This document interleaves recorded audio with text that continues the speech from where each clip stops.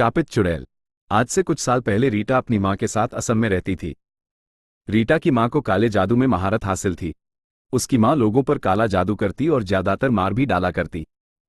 हर अमावस की रात को रीटा की मां जंगल में एक जगह बनाकर अपने काले जादू को अंजाम देती थी। कभी जानवरों की बलि देती तो कभी लोगों और बच्चों की। काली शक्तियों की उपासना करना, भूत प्रेत को वश में कर लोगों पर छोड़ देना, इन सब से लोग रीटा की मां को चुड़ैल कहने लगे और बहुत अभिशाप भी देते।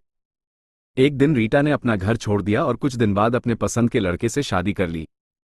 फिर भी रीटा की मां में कोई सुधार नहीं आया।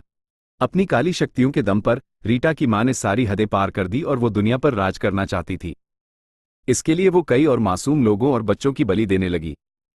भगवान का भी कोई डर नहीं था और किसी भी धार्मिक स्थल में नहीं जाती।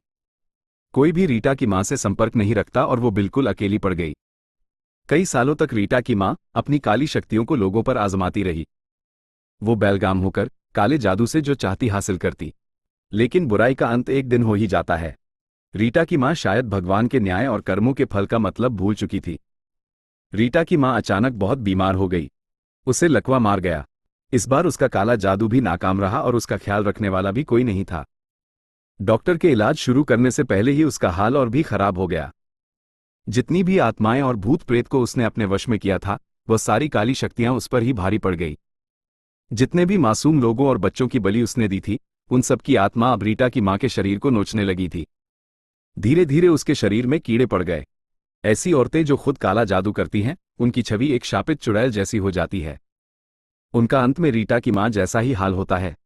किसी भी डॉक्टर ने रीटा की मां का इलाज करने से मना कर दिया। लोग दूर से उसकी हालत देख के कहते, इस चुड़ैल का यही हाल होना चाहिए। अब सारी काली शक्तियां इससे ही लिपट गई हैं। भगवान की लाठी में आवाज नहीं होती। कुछ दिन बाद तड़पते हुए रीटा की मां ने दम तोड़ दिया। वो सारी काली शक्तियां और भूत प्रेत रीटा की मां की आत्मा को अपने साथ ले गईं।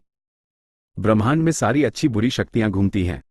काला जादू करने वालों को अंत में यही काली शक्तियां घेर लेती हैं, क्योंकि कुदरत के अपने नियम हैं इंसाफ करने के।